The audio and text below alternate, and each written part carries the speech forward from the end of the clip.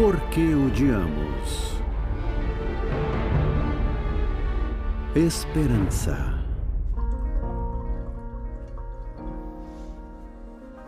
Meu nome é Emily Bruneau, eu nasci e fui criado na Califórnia. O primeiro lugar em que eu morei foi numa comuna, perto de uma área montanhosa na Baía de São Francisco. E aí? É só me avisar quando for começar a rodar. Esse é o Emily, tomada 1, A, B, C e vamos. Uma das primeiras coisas que fez com que eu me interessasse em entender o cérebro humano foi que, quando eu nasci, a minha mãe ficou esquizofrênica. Foi por isso que eu acabei me interessando bastante em como o cérebro funciona. E então eu acabei fazendo um doutorado em neurociência. Mas a pesquisa que eu estou fazendo agora tem a ver com conflitos de grupos. Eu estive na África do Sul bem no final do Apartheid, no Sri Lanka durante a Guerra Civil deste país e também na Irlanda durante os conflitos entre católicos e protestantes trabalhando com as crianças. E uma coisa que me chamou muito a atenção foi a similaridade impressionante no que parece levar as pessoas a conflitos. E eu descobri que o denominador comum presente em todos os conflitos é o cérebro humano. Nós compartilhamos a mesma linhagem evolucionária e um passado tremendamente violento. O ódio não é exclusivo de um único grupo cultural, étnico ou religioso. É uma coisa que influencia todos os seres humanos. Mas o ponto positivo é que a nossa mente evolui para ser bastante flexível. Todo pensamento, associação e preconceito que temos são passíveis de mudança. Então, para mim, o próximo passo como pesquisador seria testar diferentes formas de como as pessoas podem mudar de atitude. Eu adoraria de um dia ter um cardápio de opções, uma caixa de instrumentos com várias intervenções diferentes que possam mudar as visões das pessoas e fazer com que elas transcendam essa mentalidade de nós contra eles.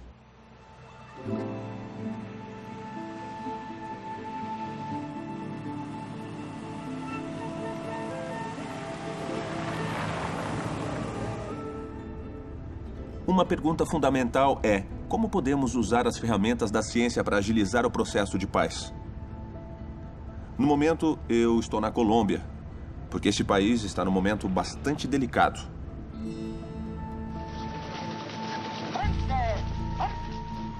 Os combatentes das Farc aparecem há cerca de 50 anos. Eles são um grupo militar comunista que diz ter por objetivo lutar contra a opressão das massas. No momento, as Farc controlam 1/3 do território da Colômbia e o movimento de guerrilha, classificado pela ONU como grupo terrorista, tem sido responsável por sequestros e tráfico de drogas. A guerra civil já matou 200 mil pessoas e deixou várias gerações traumatizadas.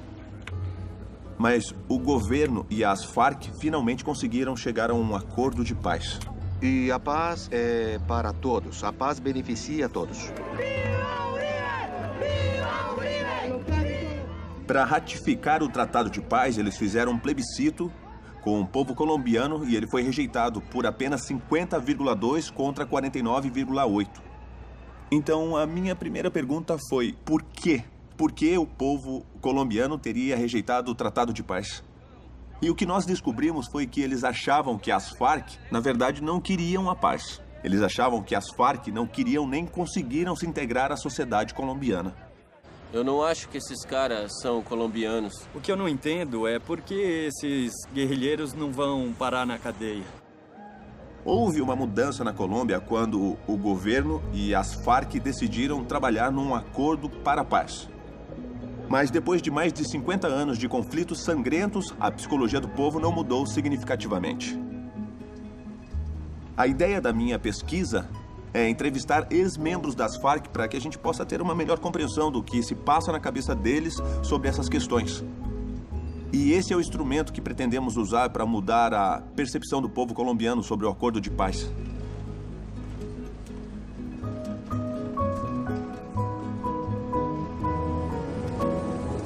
Eu tenho a sensação de que o que eles têm na cabeça não é igual ao que os colombianos acham que eles pensam. E essa é a grande premissa do experimento no momento. Eu não sei se eu estou certo ou não. Eu tô bem ansioso com isso, para falar a verdade.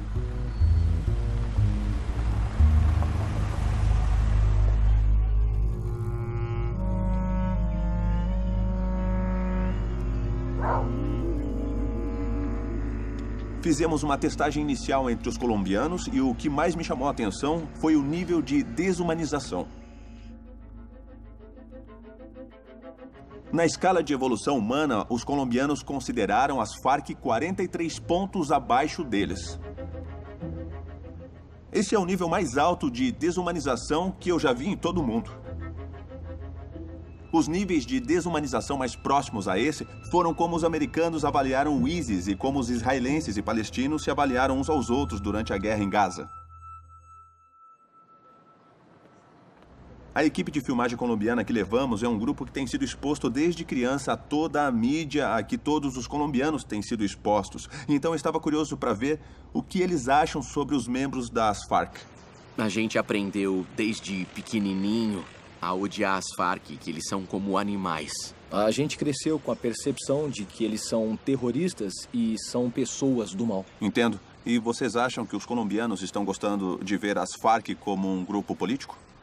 A maioria de nós acha que eles não estão seguindo um ideal, mas que eles estão interessados em traficar drogas.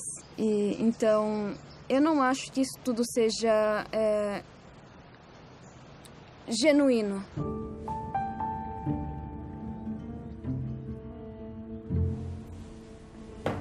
Fazer com que os membros de um grupo gostem de outro, a quem eles teriam um bom motivo para odiar, não é uma coisa fácil. Isso, pronto. Pode sentar. Mas conseguir fazer com que eles reconheçam que esse outro grupo é igualmente humano e que, pelo menos, isso é uma verdade objetiva, parece ser uma coisa mais fácil de se realizar. Então, para a gente começar, onde você nasceu e como foi a sua infância? Fica à vontade para responder o que você se sentir seguro. Então, eu venho de uma família camponesa e me lembro perfeitamente de quando os grupos paramilitares passaram pelo vilarejo onde eu morava com meu pai e mataram ele. Fala pra gente por que você decidiu se juntar a esse grupo. A minha mãe foi capturada quando estava grávida de mim. E eu nasci na cadeia. E fiquei na cadeia até os 4 anos. Eu só queria viver uma vida normal. O que você diria para aqueles que possam estar em luto por causa desse conflito? Em nome de todos os colombianos, eu acho que isso afeta todo mundo. Somos todos cidadãos deste país que se chama Colômbia. O país sofreu muito e agora é o momento de dar as mãos, de pensar que vamos conseguir, que a paz é possível e que devemos seguir em frente. Muito bom. Muito obrigado. Parabéns. Agora já foi bem legal. Fica à vontade. Nós vamos entrevistar outros membros das Farc e fazer as mesmas perguntas. Às vezes, levar fatos acurados e que não sejam distorcidos às pessoas pode fazer com que elas comecem a criar suas próprias conexões e fazer seus próprios questionamentos. O que eu vi foi bastante diferente do que eu esperava encontrar. Sei. Dá pra ver nos olhos deles que eles querem essa mudança e que eles querem essa nova oportunidade também. Se a gente estivesse no lugar deles, com certeza a gente teria feito a mesma coisa. Lutar pela nossa família e entes queridos. Sei. Foi muito bom ver que a gente tem muitas coisas em comum. Que bom. E isso é muito importante. Para mim, eu tô muito emocionada e... sei lá. Não sei como dizer o que eu tô sentindo, mas... eu fiquei muito feliz de estar aqui. Legal por enquanto, viu? A gente vai continuar filmando. Ver como esses jovens colombianos responderam à entrevista foi bastante encorajador. A gente não selecionou pessoas que estivessem fervorosamente a favor da paz. Eles foram selecionados para fazer seu trabalho. Então, eu acho que uma questão fundamental é: será que podemos identificar o que foi que afetou eles? Será que podemos replicar isso para outras pessoas e provocarmos pelo menos uma fração do efeito obtido aqui em outros colombianos? Então agora nós temos que criar vídeos e testar o efeito que eles teriam em outros colombianos. Se conseguimos mudança com um grupo, podemos conseguir com outros também.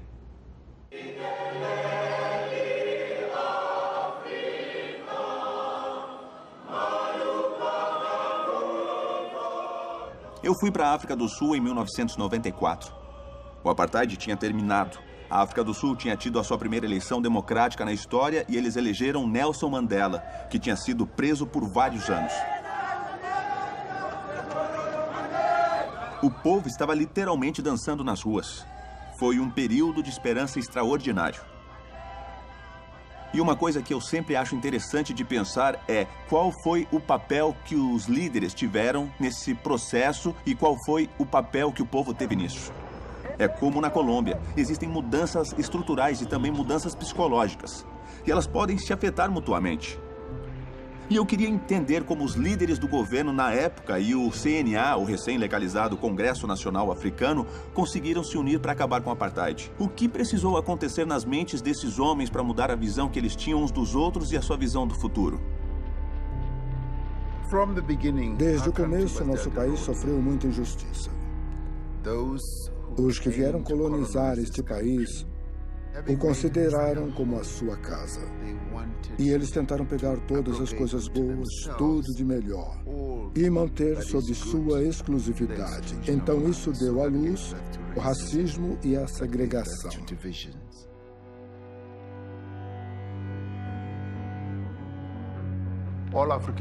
Todos os africanos nativos eram considerados refugiados temporários. Essa era a lei. Todo homem africano tinha que ter um documento. E para que ele fosse validado, era preciso ter um carimbo de permissão para poder procurar emprego. Os que não tivessem um carimbo eram presos por vadiagem.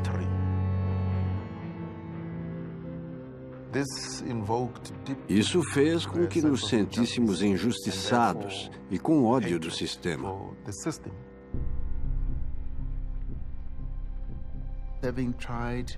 Depois de tentar criar medidas de negociação sem sucesso, nós chegamos a um ponto em que achamos que não haveria outra saída a não ser a luta armada. Eu sonho com a democracia e uma sociedade justa. E estou preparado para morrer por esse ideal. Nelson Mandela era um revolucionário. Ele queria vencer o governo por meios violentos. E é por isso que ele foi preso, por conspiração. Então eu acho que ele teve um julgamento justo e sofreu as consequências de seus atos. No fim dos anos 80, havia uma sensação geral de que estávamos à beira de uma guerra civil. O CNA estava muito bem organizado na comunidade internacional. Localmente, ele estava banido, mas lá fora ele atuava como um representante do povo da África do Sul. O país estava ingovernável. Em nível internacional, as sanções que sofremos criavam enormes dificuldades. África livre! África livre! Comecei a ficar cada vez mais convencido de que a África do Sul iria se consumir em chamas. Que centenas de milhares de jovens sul-africanos poderiam morrer em conflitos armados. E que no final disso tudo teríamos que fazer alguma negociação.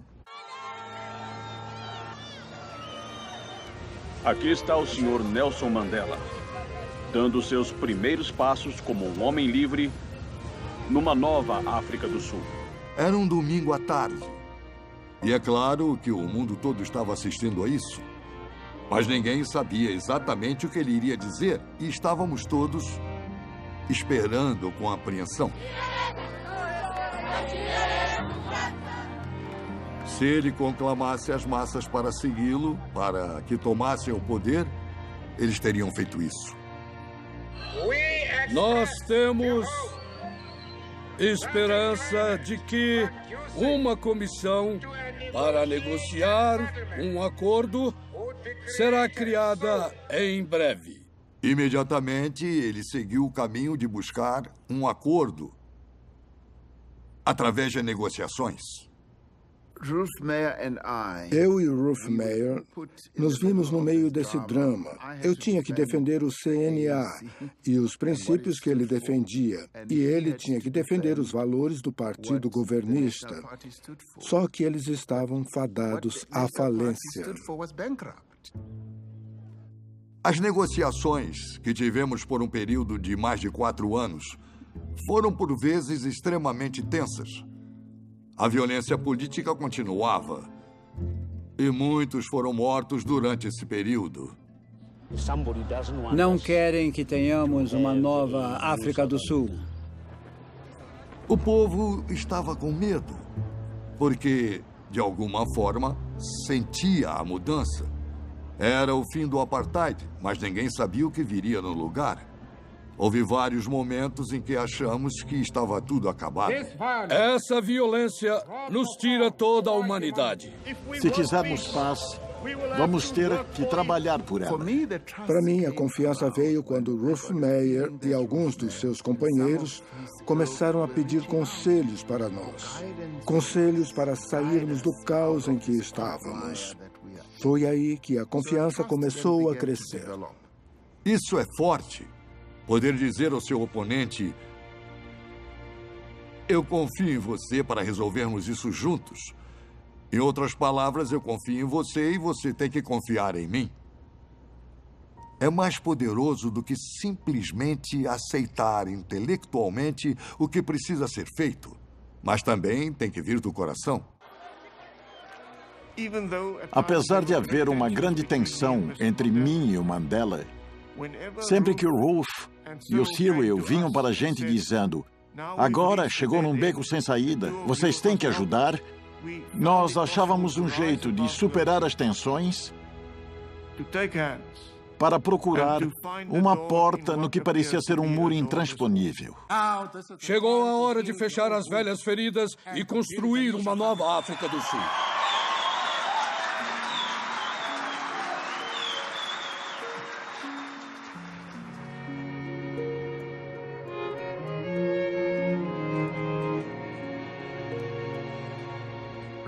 O racismo e o divisionismo ainda são os grandes problemas do nosso país.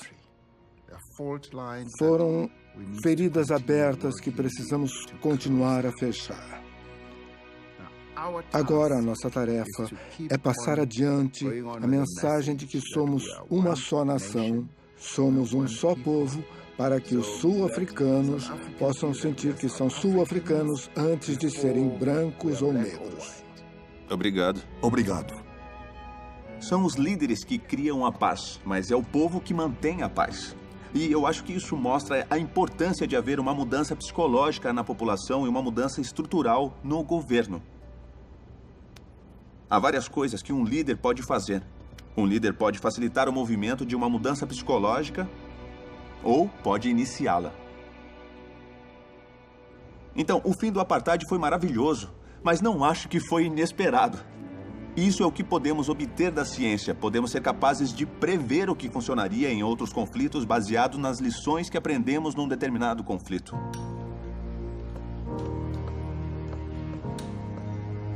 Pode falar. O início das pesquisas sobre desumanização foi decorrente de um pensamento após o Holocausto. A gente queria saber como isso pode ter acontecido. E a realidade desconcertante era que o inimigo era igualzinho a nós. Thierry Cuvelier é um jornalista que cobriu tribunais de guerra e processos de paz em todo o mundo.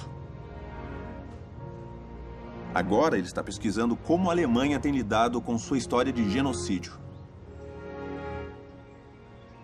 Para todos que trabalham com violência de massa, crime de massa, a referência é o que aconteceu nos anos 1940, quando o regime nazista decidiu exterminar completamente os judeus da Europa.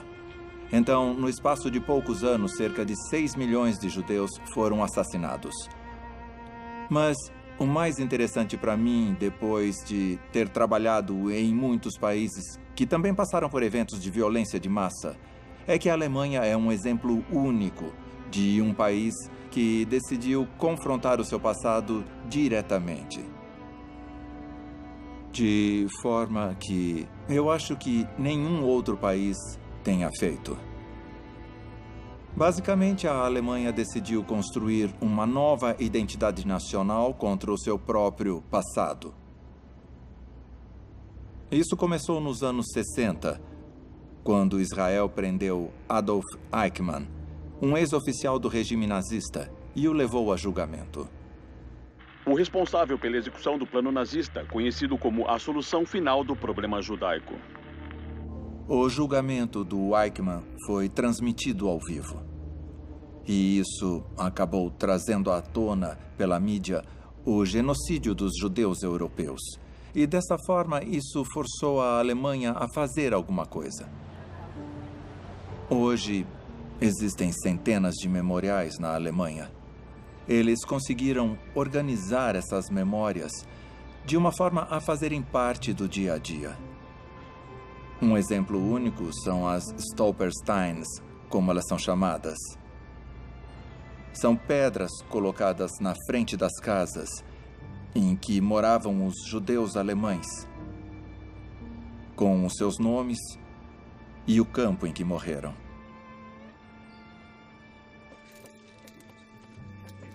Mas o aspecto mais simbólico é a reconstrução de uma comunidade judaica na Alemanha.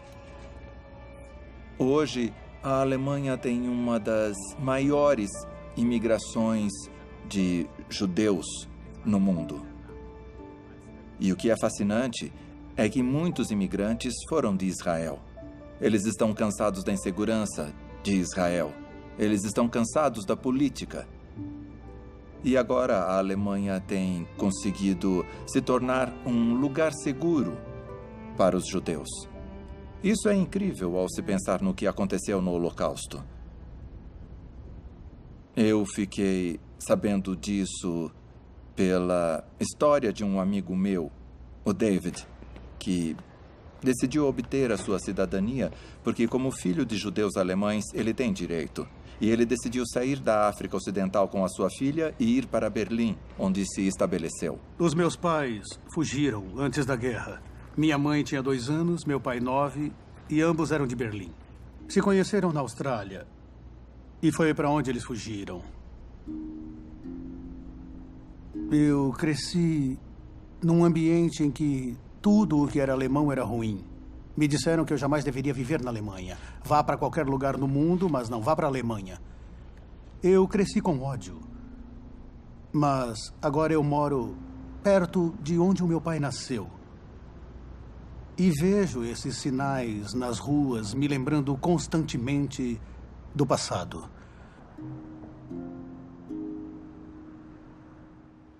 Passo todos os dias em frente ao prédio do meu pai. A Gestapo entrou aí, pegou o seu bisavô e o mandou para um campo de concentração. E o seu avô se lembra disso. Ele se lembra da Gestapo vindo e o levando embora. Eu não tive medo de vir para a Alemanha. Já havia vindo aqui antes e não sei de nenhuma outra nação cuja identidade tenha sido construída sobre a culpa do que ela fez. É fundamental para a educação de todos os alemães estudar o Holocausto. É uma coisa que eles têm que saber. Muitos assassinatos em massa foram cometidos aqui. Neste campo, as pessoas eram obrigadas a trabalhar até morrer. E o governo usa esses lugares como parte de seus esforços para criar consciência e conhecimento do que aconteceu no passado. Olha só. Estou tentando ver se reconheço o meu avô. Como David tem uma história pessoal forte com a Alemanha, ir a um campo onde o seu avô foi preso é bem significativo. Hoje vamos ter a oportunidade de conhecer uma pessoa que tem uma relação pessoal com este campo, porque ele é neto de um dos prisioneiros daqui. Ter o David falando com esses estudantes torna o lugar vivo outra vez. torna o lugar mais real. Eu queria fazer uma pergunta. Quando você era criança, você sabia que o seu avô esteve num campo de concentração? A gente não falava muito sobre o assunto, sobre o campo de concentração. Mas acho que sim, era bem difícil. Foi uma experiência bem difícil para ele. Mas eu também queria perguntar como é isso para vocês. É difícil para vocês saberem que os seus ancestrais fizeram essas coisas terríveis? Então, eu acho que essa sensação de culpa é diferente para nossa geração. Eu sei o que aconteceu, eu tenho consciência e respeito isso, mas não tenho sensação de culpa por isso. Eu tenho uma forte crença no potencial da educação para transformar nosso jeito de pensar sobre um conflito. E acho que, de várias formas, a abordagem da Alemanha tem sido exemplar, porque eles não se eximem de falar sobre o seu passado tão difícil, mas também existe uma realidade interessante em que temos, de um lado, a Alemanha falando abertamente sobre o seu passado vergonhoso e alemães que agora escolhem acolher os refugiados muçulmanos na crise dos refugiados. Mas também ocorrem ataques aos centros de refugiados. Uma questão interessante é o que estaria motivando uma parcela da população a essa reação violenta. E existe uma distinção interessante entre culpa e vergonha. A culpa é uma coisa que a gente sente por dentro, enquanto a vergonha é uma coisa que nos é imposta. Então é preciso um cuidado para que, ao se falar sobre o passado, fazer isso de uma forma a dizer, olha, não estamos te dizendo isso por achar que a culpa é sua. Estamos te mostrando isso para que você possa evitar repetir o erro no futuro. Cada vez mais, eu me convenço da ideia de que a melhor maneira de se vencer o ódio é educando as pessoas sobre as suas próprias mentes, a fim de que elas se conscientizem de seus preconceitos. Talvez, ao se conscientizarem das bases biológicas do ódio, as pessoas possam superar ele. E essa abordagem está bem alinhada com a meditação Mindfulness. Pode entrar. A Mindfulness é uma técnica para o autoconhecimento, para ganharmos controle desses processos que normalmente seriam inconscientes. Aí pode-se abrir mão da raiva, por exemplo, e trocá-la por compaixão. Fechem os olhos. Respirem fundo. Respirem. O meu trabalho é ir para as escolas e ajudar jovens em situação de risco e dar a eles instrumentos para combater a raiva. Eu ajudo eles a entenderem o que é o ódio, tá? Eu sei que é uma coisa natural que pode acontecer comigo, com você ou com qualquer pessoa, mas como lidamos com o ódio é que define quem nós somos, a nossa moral, os nossos códigos, aquilo que é importante. Solta os músculos, vai para a esquerda, estica as costas. Quando eu era pequeno, Baltimore era bem perigosa. O meu pai foi morto quando eu estava no 2º ano. Isso, respira fundo. Ele levou um tiro, foi posto num carro e o carro foi incendiado. E isso foi uma coisa que me transformou. Eu não gostava de ninguém. Eu me sentia vazio, como se fosse cada um por si, tipo, todo mundo ao Deus dará. Eu fazia parte de uma gangue desde muito novo. Então eu andava sempre em bando de uns 10, 12 caras. Sempre em grupo. A partir da 5ª série, a gente batia em todo mundo. Com pedaço de pau, tudo que a gente encontrava. Você tinha muita raiva de tudo, mano. E tipo, qualquer coisa que pudesse te deixar bravo, você explodia. Você estava sempre pronto pra estourar por qualquer coisa, pra brigar. E você não tentava resolver nenhum conflito. O Ali, o Atma e o André são os 3 fundadores da Holistic Life Foundation. Eles são da mesma galera que eu. Então eu me encontrava com os caras porque eles diziam que tinham problemas aqui no bairro e eles pareciam se importar, eles pareciam dispostos a ajudar. Eles ensinavam a gente, mas eu não queria aprender nada até que eu fiquei mais velho e percebi que o que eu estava fazendo era errado. A perna dele tá quebrada, olha a perna dele, pô. Este é Fred Gray. Olha a perna dele, pô. A perna dele tá quebrada. E ele foi detido uma semana atrás pela polícia de Baltimore. Na época o Fred Gray tinha morrido e eu fiquei mal por ele, pela família dele. E eu não sabia o que podia acontecer. Estamos falando de Baltimore, onde o governador de Maryland declarou estado de emergência depois do funeral de um jovem que morreu depois de ferimentos severos enquanto estava sob custódia da polícia. A gente foi protestar porque estava cheio da violência da polícia e também porque a gente estava irritado por não ter voz no que acontecia em Baltimore. Era como se finalmente a gente tivesse a chance de se expressar. Mas eu preferia que não tivesse sido desse jeito. A revolta pela morte do Fred Gray foi uma combinação de várias coisas. Do povo lidando com trauma e estresse acumulados. Sinceramente, os jovens são traumatizados o tempo todo porque eles não têm as necessidades básicas. Então, o motivo da gente ter começado essa história de mindfulness foi porque o nosso pai meio que plantou a sementinha quando a gente era pequeno, porque a gente meditava antes de ir pra escola. A galera chegava na gente, aí, por que vocês estão felizes, de boa e tudo mais? E a gente perguntava, por que vocês não estão felizes? E aí a gente percebeu que precisava começar a ensinar pra eles como cuidar do seu interior, sei lá, pra ser mais pacífico com os outros caras. A gente começou fazendo uma sessão de yoga depois da aula e, tipo, na época todo mundo ficou iogurte, Yoda, tipo, eles não tinham a mínima ideia do que era yoga, mas a gente virou modelo pra eles. A frequência dos garotos foi aumentando e os pais e os professores viam a mudança e falavam, cara, não sei o que você tá fazendo, mas não para. Isso aí. E agora que o programa cresceu muito e, tipo, agora cresceu você mesmo. Também faz parte do grupo, você já tá dando aula. Não só eu, né? Muita gente, acho que todo mundo que entra pela nossa porta, que se une a gente. Respira e levanta. Eu comecei a me sentir melhor, literalmente, 2 semanas depois que eu comecei. Inspira. Quando eu ficava com raiva, tipo, era como um apagão. Aí eu tentava lembrar o porquê eu tinha ficado com raiva, mas não dava. Dá pra entender a loucura? Aí quando eu comecei a meditar, eu comecei a me perguntar, você tá com raiva agora? Você tá a ponto de estourar? Então é bom você se acalmar ou fazer outra coisa. Então a meditação me ajudou a lidar com a raiva. Inspira e para trás.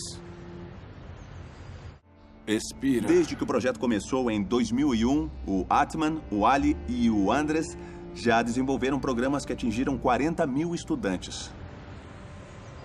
Não esqueçam de respirar fundo. Os efeitos desse tipo de aprendizagem emocional e social têm sido demonstrados em estudos laboratoriais. Os pesquisadores descobriram evidências de que isso realmente produz mudanças no cérebro.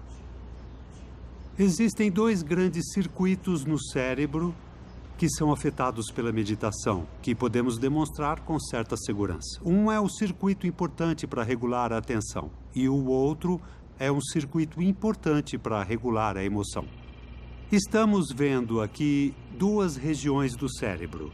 Uma é a área do córtex pré-frontal, responsável pela regulação das emoções. Aqui é a área pré-frontal ventromedial e essa área verde é a amígdala. A amígdala é uma área que sabemos estar envolvida nas emoções, é uma área fortemente afetada pelo medo. E a conectividade entre essas regiões está significativamente fortalecida nos praticantes de meditação em longo prazo, comparadas com um grupo de controle que está aprendendo a meditar. E essa é uma das mudanças principais que acreditamos ser produzida por um treinamento simples de mindfulness. Legal. De costas para minha hora preferida do dia. Com a meditação mindfulness, ocorrem mudanças no cérebro que podem ser vistas com apenas 7 horas de prática acumulada. Para cada inspiração, eu quero que vocês ponham um toque de paz e otimismo junto. Para cada expirada, eu quero que vocês soltem toda a raiva, todo o estresse, tudo que esteja atrapalhando vocês de serem legais. Legal. Agora eu quero que pensem na imagem de alguém que amam, alguém que mora no seu coração.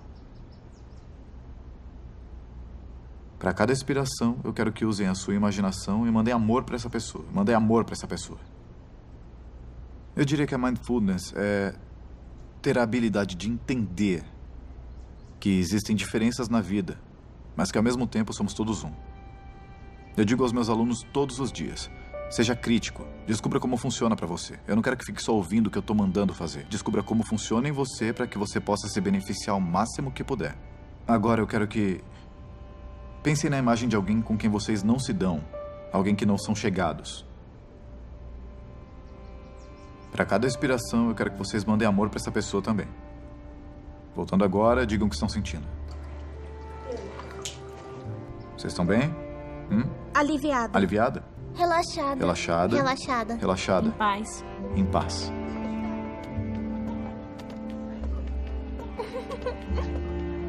Do que você mais gosta em dar aula nesse projeto? Quando eu era pequeno, eu só queria saber se alguém se importava comigo. Então, quando eu mostro isso pra eles, que eu me importo com eles, que eu quero mesmo ver eles se darem bem na vida, bom, só de fazer isso eu já fico super feliz. O motivo por que eu gosto da meditação mindfulness como uma estratégia é que ela torna a gente consciente de emoções que estavam no fundo da nossa mente a vida inteira. E isso é uma loucura e é lindo na humanidade, a gente poder exercitar uma coisa no fundo da mente e, de repente, aprender uma coisa nova e mudar de verdade. A história da minha vida é muito simples, posso falar sem problema. Naquela época era outra Mas coisa. se realmente estivermos preocupados em mudar a sociedade, precisamos do máximo de técnicas que pudermos. E eu vejo a ciência como uma ferramenta valiosa desse processo de intervenção na Colômbia. Eu criei vários vídeos diferentes e vou estudar quais deles podem ter algum efeito nas atitudes das pessoas em direção à paz. Eu fiz os primeiros só com os membros das Farc, mas ao me colocar na pele de um colombiano cético, eu posso pensar que isso é só propaganda. Por isso, mandei a equipe de filmagem de volta para falar com os moradores, a polícia e os militares. E as respostas foram completamente corroboradas. Pra ser sincera, no começo ficamos com medo. A gente está ficando com mais confiança e também mais familiarizado com eles. Os maiores beneficiados têm sido a nossa comunidade. O que nós descobrimos foi que todos os vídeos tiveram um papel razoável na diminuição da desumanização que se tinha do povo das Farc. O vídeo mais efetivo mudou as percepções em cerca de 20 pontos na escala. Foi uma enorme mudança. Nunca tínhamos criado uma intervenção que chegasse a esse nível de efeito. Comparando com os outros, olha...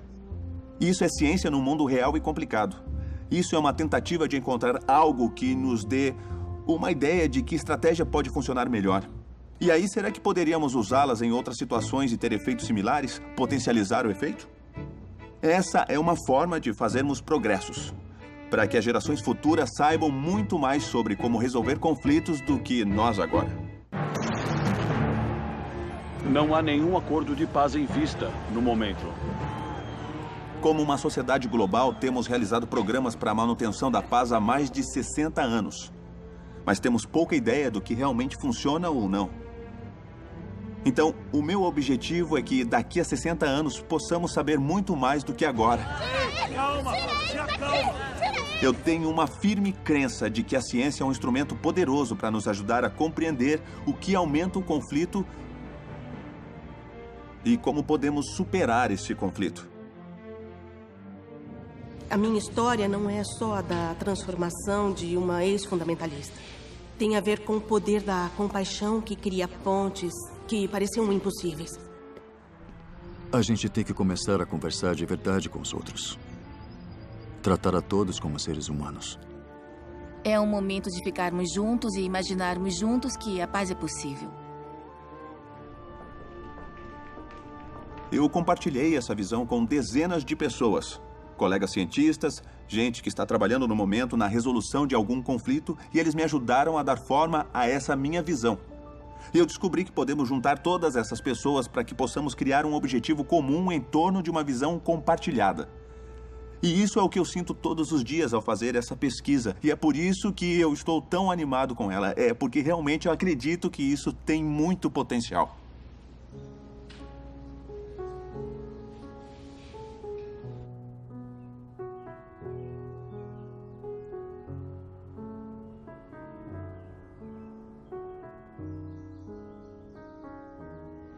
Eu estou muito feliz de estar aqui trabalhando com todos vocês, porque todos nós aqui temos a mesma chama. Tá bom, primeiro, olha só, eu sei que isso é chocante e injusto, mas isso acabou me trazendo uma urgência do agora. Esse aqui é o meu cérebro, ou pelo menos o que era antes de sexta-feira. E esse aqui é o tumor que está no meu cérebro. Isso não é autopiedade, não é tristeza, tá? Isso é um aprendizado que eu recebi da minha mãe, que mesmo quando estava à beira do desespero, ela só me deu amor. E isso me deu bastante clareza. Todos nós aqui estamos interessados em conflitos intergrupais. E isso é um grande problema social, como o câncer. E isso também tem uma base biológica. Então, se fôssemos tratar o problema exatamente como uma pesquisa de câncer, faríamos exatamente a mesma coisa. Bom, o meu mundo é psicologia social, neurociência cognitiva. E é maravilhoso, tem muita coisa legal acontecendo. E tem esse outro mundo, que é um grupo de organizações super legais. E o que eu pensei foi, tá bom, é assim que as coisas estão funcionando há anos. Tipo, tem a engrenagem girando de um lado e a engrenagem girando do outro. Se quisermos usar a ciência para conseguirmos um efeito real no conflito, temos que começar a pensar em como empurrar os achados nessa direção. E daí começamos a criar intervenções. E daí podemos levar para o mundo caótico e ver se funcionam. Então essa é uma luta difícil contra conflitos intergrupais. Mas não vale a pena fazer um esforço? Não vale a pena lutar por isso? Legal, cara. Eu também te te amo, sabe Brian. disso. Valeu. A gente ainda vai fazer muita isso coisa aí, junto vamos, no futuro. Vamos. Isso, vem cá. Eu nunca me convenci com essa história de que os indivíduos não têm poder para mudar os outros. Eu gostei muito do que você que bom. falou, é inspirador. Achei demais. Já aconteceu de eu ter sido bem tratado por alguém cuja gentileza eu não merecia. Às vezes é por um comentário, fazendo com que eu perceba que possuo preconceitos. E aí eu posso levar isso adiante e ensinar outras pessoas. Nosso cérebro foi feito para mudar, mas acho que psicologicamente às vezes temos medo de mudanças. Mas depois de aceitar a ideia de que, esse é um outro legado evolucionário que me foi dado, além do legado de ser atraído para conflitos grupais. Quando ficamos interessados nas possibilidades de mudança, em vez de ter medo, novas possibilidades se abrem.